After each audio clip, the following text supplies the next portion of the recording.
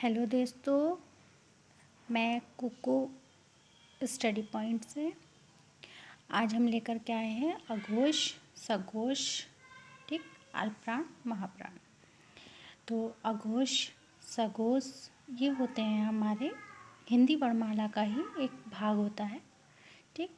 इसमें जो हम ये बोलते हैं कंठीय, तालव्य, मूर्धन्य, दंतीय, ओष्ठ्य, ये सब जो है हमारे, ठीक। तो इन्हीं को हम अलग अलग भागों में डिवाइड करते हैं। ये हमारे एग्ज़ाम में बहुत ही महत्वपूर्ण होते हैं और हम कोई कॉम्पिटिटिव एग्ज़ाम देने जाते हैं तो उसमें भी ये हमारा पूरा मतलब सब कुछ आता है इसमें से। इसी से ही हमारे 2 या 3 नंबर का क्वेश्चन एक बनता है। हमसे जैसे एक अघोष है, अघोष अल्पप्राण, ठीक, अघोष महाप्राण, सघोष अल्पप्राण, ठीक, सघोष महाप्राण, सघोष अल्पप्राण, नासिके। नासिके क्या होते हैं? जो नाक से बोले जाते हैं, जिनमें नाक से ध्वनि स्वर निकलते हैं, निय, अण, अ, जैसे न, म, ये सारे हमारे नासिके ध्वनि होती है, ठीक है। तो जैसे अब हम कंठीय है तो कंठीय में हमसे पूछ लिया जाएगा कि हमारे अघोष कौन से हैं, हमारे इसमें सघोष कौन से हैं और अल्पप्राण कौन सा है, महाप्राण कौन सा है, ठीक। इस टाइप से हमारा सब कुछ होता है।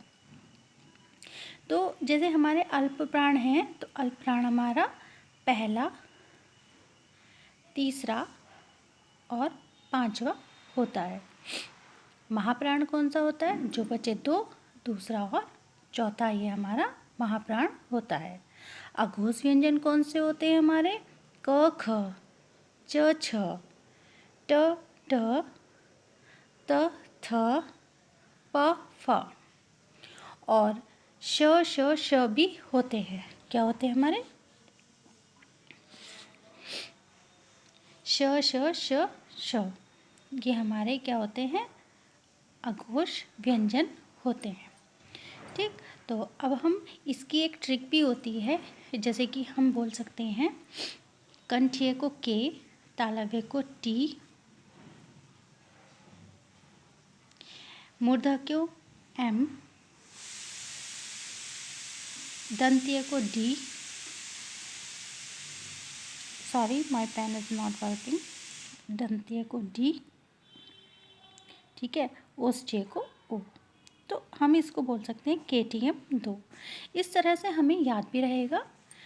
के का मतलब कंठीय, टी का मतलब तालव्य, एम का मतलब मूर्धन्य और दंतीय का मतलब हमने क्या बताया? डी, ठीक, ओष्ठ्य ओ। अब हमसे ये पूछ लिया जाए कि हमारे जो हैं अघोष कौन से हैं, सघोष कौन से हैं, तो अब हमें पता चल गया कि जो हमारे अघोष हैं वो पहला, दूसरा है। कौन से हमारे अघोष?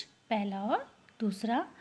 और जो हमारे सघोष हैं वो बचे 3, तीसरा, चौथा, पांचवा, ठीक। ये हमारे सघोष हैं, इन्हें हम घोष भी बोल देते हैं, ठीक है।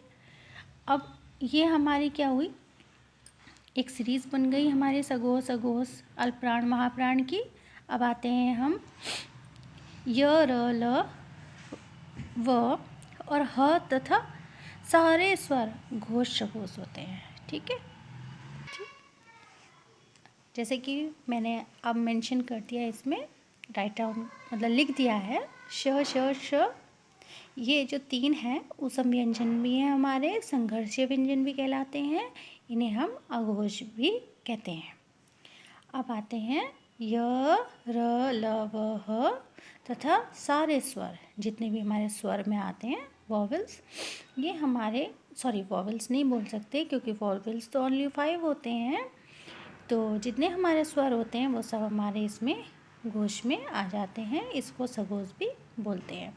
बट हाँ, हम अगर समझना चाहें कि स्वर को इंग्लिश में क्या बोला जाता है तो वोवेल होते हैं और व्यंजन को क्या बोला जाता है तो वो कॉन्सोनेंट होते हैं, ठीक है। Is that clear?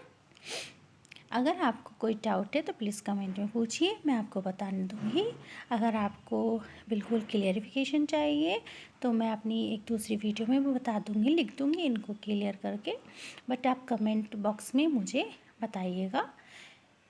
ओके, मैं नेक्स्ट वीडियो देखती हूँ कि अब किस टॉपिक पे लाने वाली हूँ। वैसे मेरा नेक्स्ट टॉपिक है उपसर्ग प्रत्यय। जैसा कि आप जानते हैं, आप मेरे साथ बने रहिए को स्टडी पॉइंट चैनल पर।